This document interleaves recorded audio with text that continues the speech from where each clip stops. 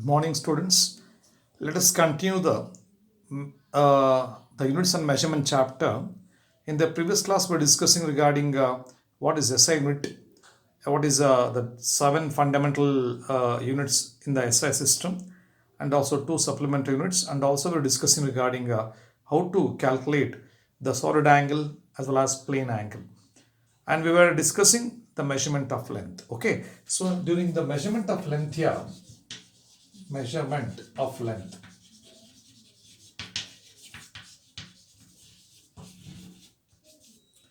So I was telling that we have the measurement even for microparticles as well as for macroparticles also. So when I say length here, we have a measurement of microparticles in terms of length means I can express Fermi. 1 Fermi. The symbol for Fermi is 1 Fm. 1 Fermi is 10 to the power of minus 15 meter. Actually, Fermi is the size of nucleus. The size of nucleus is expressed in terms of Fermi here. Similarly, we have one more unit here, 1 angstrom unit. 1 angstrom means we write 1 A power 0, that is equal to 10 to the power of minus 10 meter. Here you should know this 1 angstrom is nothing but the size of the atom. Size of atom will be in terms of angstrom unit and the size of nucleus Fermi, that you should know. Next here, after knowing this angstrom as well as Fermi, so we have some more small prefixes we'll learn later. So here you should know when you go for large distances, as I told, we have 1 light year. 1 light year. Light year is expressed in terms of Ly symbol. 1 light year is equal to what I told in the previous class. It is the distance traveled by light. Distance traveled by light. Distance traveled by light in 1 year. In 1 year. In 1 year. So actually I told that speed is equal to distance by time taken. So I can write here, so distance is equal to speed into time, isn't it?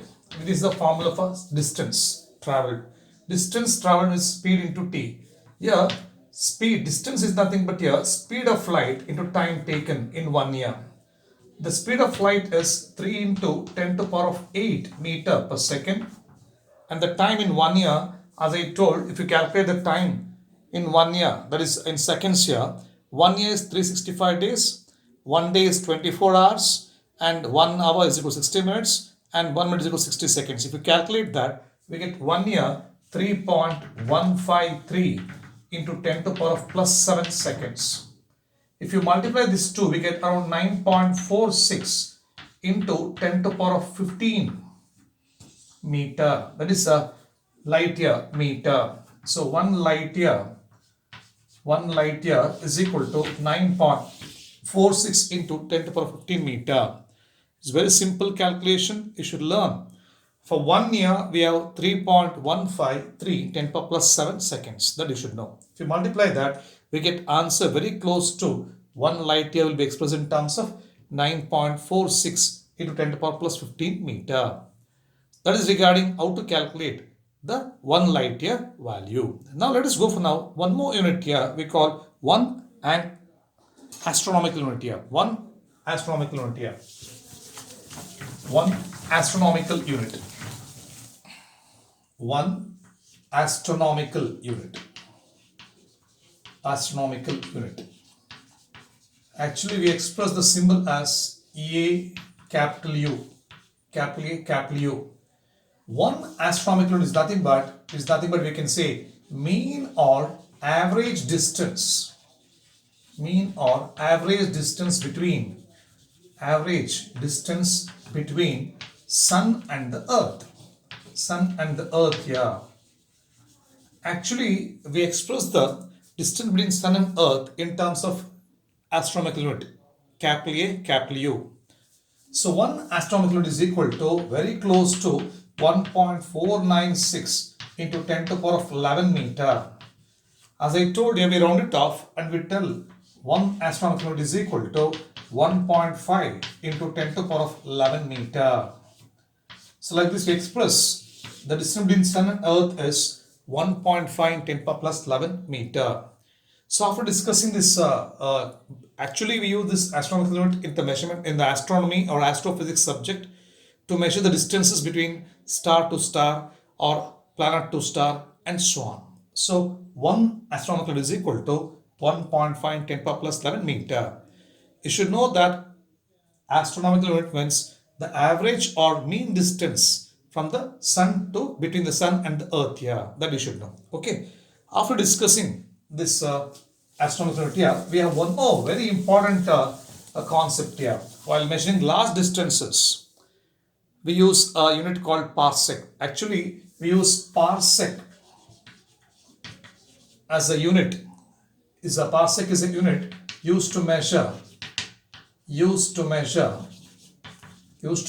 large distances. Measure large distances.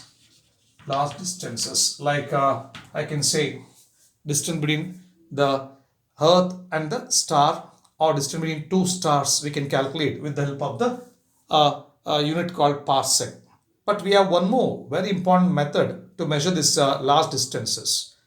The method used to calculate large distances is parallax. We have the parallax concept here. What's parallax? So here, as I told, parsec is a unit to measure large distances, like distance between earth and star, or distance between earth, stars and so on. For example, we have a very simple concept. What is the parallax method? We have to go for parallax method. Yeah, parallax. So parallax is a method used to measure large distances. You should know it is not so easy task to measure distance from Earth to the planets, like Earth to the respective planets or moon, we can say. Got it now? Very simple concept here. You should know that here we use a method called parallax. Actually, parallax is nothing but there's a variation in the observation here. Very simple. If I use a pencil or a scale, if I take a scale and if I place in front of my eye, and if I close my left eye and see the scale, so the scale appears to be coming from the left side view with respect to background here. Similarly, if I close the right eye and see the scale, so the scale appears to be coming from the right hand side. So there is apparent shift in the position of object or a body due to the apparent shift in the position of observation of a observer. Very simple. We know what is this parallax here. Parallax means you should know the apparent shift in the position. Apparent shift in the position. Apparent shift in the position of a body. Due to the apparent shift in the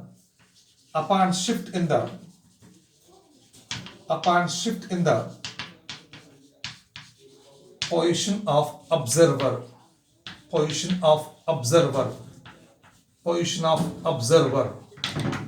is called parallax.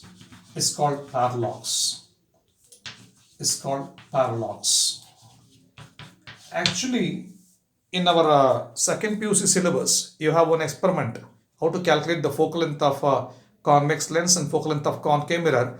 We use a parallax method to determine the image distances. We'll know the object distance, object to the mirror or object to the lens, and image to the mirror or image to the lens is called image distance. Actually, we are going to use the parallax method. When you come to lab in second PUC, we are going to learn how to calculate the image distance by parallax method. Okay, so here you should know a simple concept regarding how to calculate the parallax angle based on parallax method. Actually, if objects are stars or a source of stars are very far from us, it is not easy task to calculate the distance between two stars or two point of observation. We can find only the angle. We can say the angle is called as parallax angle, we say here. Okay, let us consider a simple diagram. From that you can understand what is a parallax and also how to calculate the parallax angle. By the parallax angle, you can calculate the large distance from the earth to the planets, or large distance from star to star or planets to planets. Come back here. So here we have a star S here, star S, and here we have earth. We have earth. This is the earth here. You can see this is the earth here, and we have two positions, position P1, position P2. So these are the two different point of observations on the earth, and this distance from point P1 to P2 is called basis B. B is called base. I will define what the base is.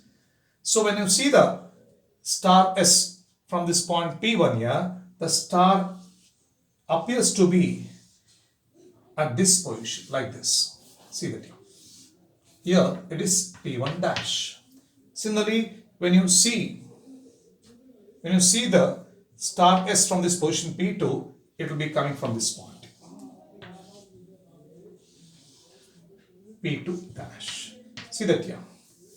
When you observe this star from position P1, the light of star appears to be coming from point position P1 dash. You can take P1 dash or S dash or S1, I can say S1. And when I see the same star S from position P2, the star appears to be at this position S2 here. Very simple. When you see an object from one position with respect to background, so we can see this apparent shift in the position of body here. And this distance from star to the positions on the earth is taken as capital D, and the distance between two positions P1, P2 on the earth is called B, basis. And this is nothing but angle theta. We call this theta as parallax angle or parallactic angle. Let us say, what is B here? B is basis, we call basis. What is basis? The distance between the two point of observation on the earth is called basis.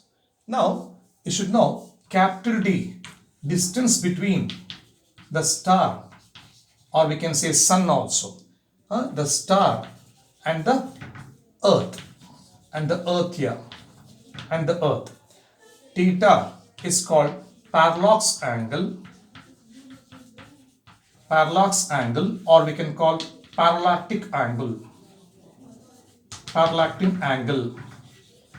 You should know, if I calculate parallax angle, and if I know the capital D, distance between star and the earth, we can find this B, basis also. Actually, you should know that here, we are going to use the arc length concept. Suppose if you have an arc here, see that, this is an arc, this is a theta, this is a radius R, this is an arc length AB.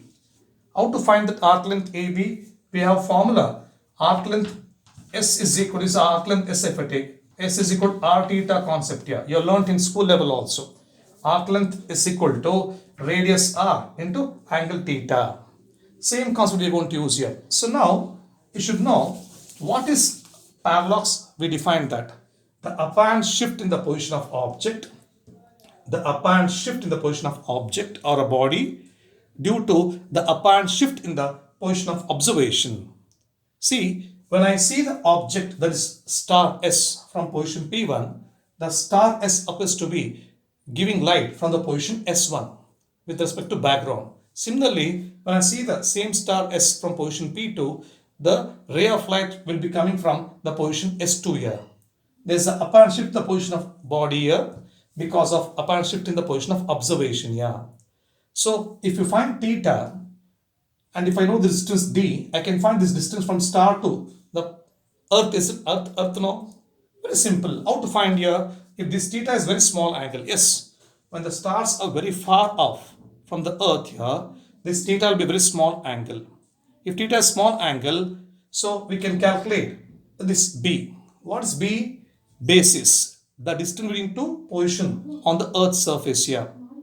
Okay. So now, if theta is small angle, I can use arc length concept. What is arc length? This is an arc length concept here. Arc length B is equal to radius capital D into theta. I can say that theta is equal to B by capital D. Like this, we can find the parallax angle. Parallax angle, or we can say parallactic angle. If I want to find capital D is equal to B by theta. B by theta. So remember, if this capital D, if you want to express in terms of a parsec, remember if I say 1 parsec means if the distance between the two position of object is 1 astronomical unit here and theta is 1 arc second here. If I express theta in terms of arc second, I can express that capital D, the last distance from the earth to the star, as parsec. That you should know. Okay. So after knowing this parsec, how to measure the last distance parsec by using this parallax method here, you should know one more very important concept. Even we can find out the diameter of the stars also. Diameter of the stars, remember, with the help of this parallax concept here. So what's parallax? The apparent shift in the position of object or a body due to apparent shift in the position of observation. Very simple concept. What is basis here? B means basis. The two position from two point of position of observation on the earth's surface we have taken here. What is capital D? The mean distance between the star and the respective planet or earth we have chosen here. If I know B and theta, I can find capital D very easily. What is the capital D formula we had? Capital D is equal to B by theta. That you should know. B by theta.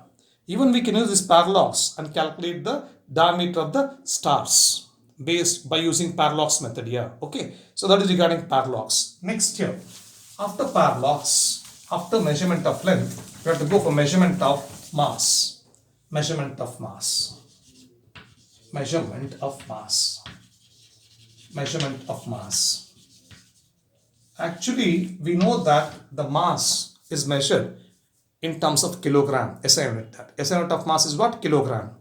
When you go to some shop, they'll take a weighing machine and start to measure the mass of an object. When you go to a jewelry shop, there the mass of gold will be expressed in terms of gram or milligram.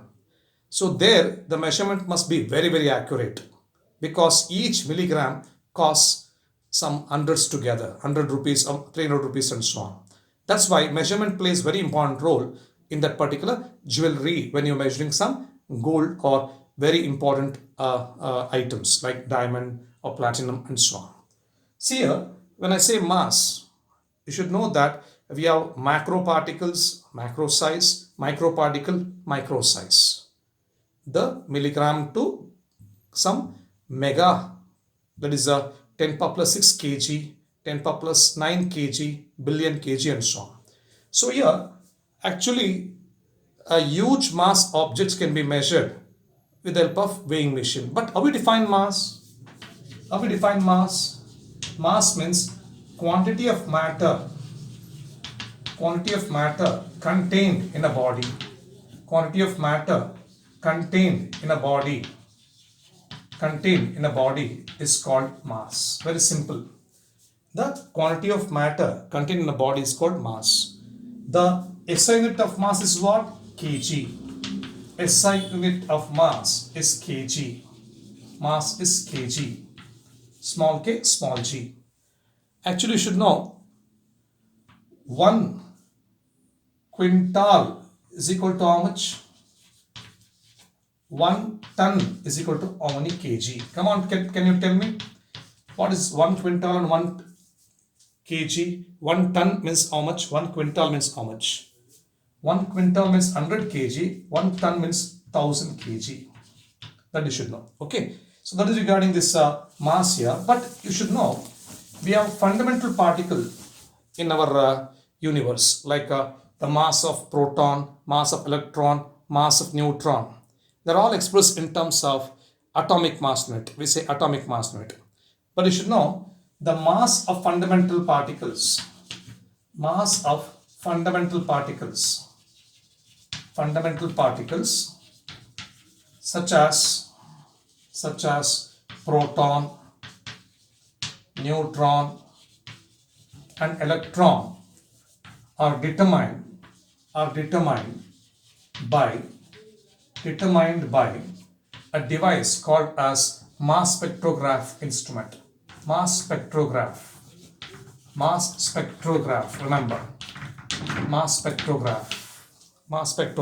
Actually, the mass of I can say proton is 1.00728 atomic mass unit, AMU I can say. Mass of neutron is 1.00867 atomic mass unit, and the mass of electron is 0.00055 atomic mass unit. Yeah, what the atomic mass unit means what? Sometimes they can ask define atomic mass unit in part A section, remember. What is the value of one atomic mass unit in terms of kg also they may ask. So that is regarding a mass spectrograph device. The mass spectrograph device is a device used to measure the mass of the fundamental particles such as proton, electron and neutrons. That you should know. Okay. So actually you should know to define atomic mass unit. They may ask for one mass question. Define atomic mass unit. Atomic mass unit. We express as AMU. What is AMU? 1 atomic mass unit is equal to 1 by 12th. See that? 1 by 12th of mass of carbon 12 6 isotope. Remember, isotope. What is isotope? The nuclei which have same number of same atomic number but different mass number. Okay, so when you calculate this calculation, we get 1 atomic mass is equal to 1.66 into 10 to the power of minus 27 kg. See that here? The mass is 10 to the power minus 27 kg here. 1 atomic mass is equal to 1.66 into 10 to the power of minus 27 kg. Actually, once in the board exam, they were asked in part A section, what is the value of 1 atomic mass unit? What is the value of 1 atomic mass? They were asked. What is the value of 1 atomic mass unit? Yeah. Now, if you substitute this AMU value, we know that mass of proton is 1.00728 AMU. If you convert in terms of kg, we get the value 1.0072. That is in terms of kg, it is 1.673 into 10 to the power of minus 27 kg is the mass of proton. If I go for mass of neutron, 1.00867 AMU. If you solve that, we get 1.675 into 10 to the power of minus 27 kg. Similarly, mass of electron, if you solve that, 0.00055 AMU, we get the value as 9.1 into 10 to the power of minus 31 kg. See that here? The mass of proton is more compared to mass of electron here. From AMU to kg, 1 AMU is so many kg here. If you multiply that, we get these values here. Okay. So like this, we calculate the mass of our fundamental particles. Okay, after learning how to go for measurement of mass, we go for finally the mass measurement of time. Actually, we know that the time is measured by a clock always, no? Time is always measured by a clock. Time is measured by a clock. By a clock. Actually, in olden days, the time was measured based on the sun shadow, based on the sun dial also. Sun dial. I think that sand will fall from one upper half to lower upper half. So half a day finishes. Like that, if it tilt one day again, one more half. So it was in the ancient days, they were seeing the length of shadow and they were telling the time. But now we are using clock. The clock. So clock is basically based on the number of vibrations. The number of vibrations or number of, we can say, the periodic motion we can say. Because of periodic motion, we can calculate the time. Okay. So now, as I told, the best time piece, that is clock, was cesium clock. Usually we use cesium clock to measure time accurately. To measure time accurately. To measure time accurately. Remember, this cesium used to give 20 vibration for 1 second. So 20 vibration per second, remember. Okay. So this is regarding cesium clock. So that is regarding time. Okay. Actually, while measuring mass or length or time, we use some prefixes. You should know what the prefixes. So we have some prefixes like this here. Prefixes. 10 to power of minus 3 means is nothing but what?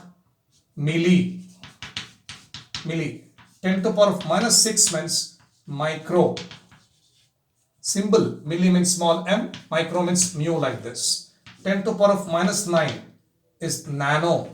We give a symbol small n. 10 to power of minus 12 pico. We give a small p. 10 to power of minus 15 we call Fermi. We can write small f or small fm. Okay. So 10 to power of minus 18 is atto. We give small a. These are some prefixes here. Milli means 10 power minus 3, small m. Micro, 10 power minus 6, mu symbol. 10 power minus 9, nano, small n. 10 power minus 12, pico, small p. 10 power minus 15, Fermi, small f. 10 power minus 18, atto, a. So this is the things you should know clearly. Okay. So that is regarding this 10 to power of minus order here. If I want to go for 10 power plus, see that here. If I go for 10 power plus 3, what we call 10 power plus 3 is called what? Kilo. Kilo means we write small k. 10 power plus 6, mega, capital M. 10 power plus 9,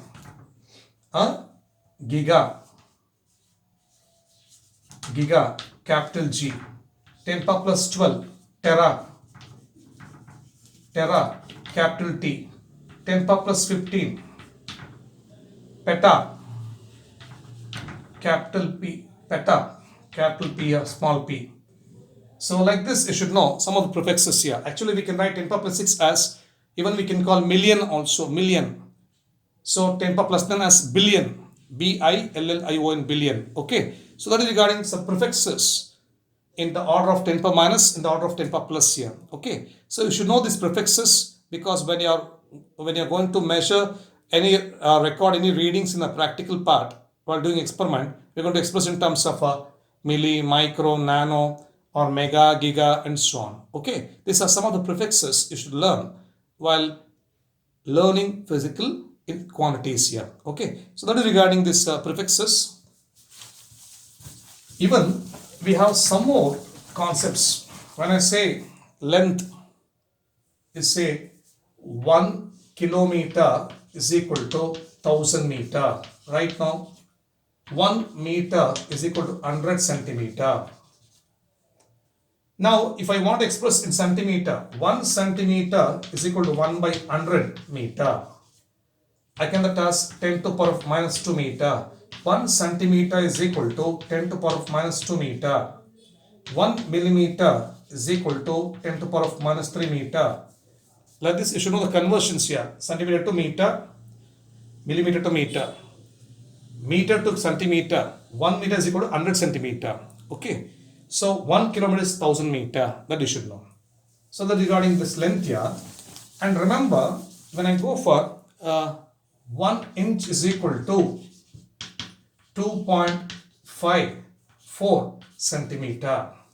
So 1 feet is equal to 1 feet, or 1 foot is equal to 1 foot is equal to 12 inch. 12 inch. If you calculate that, 12 into 2.54, we get 1 foot is equal to very close to 30.5 centimeter. So usually you calculate the height of a person in terms of feet. Suppose if a person is 5.8 feet, how many centimeter? 5.8 into 30.5 centimeter. 30.5 centimeter. Like this we convert and we can find the measurement from feet to centimeter. Even you can see in your mobile phone, you have conversion from one system of unit to another system of unit. Yeah. Okay. So today I'll stop here.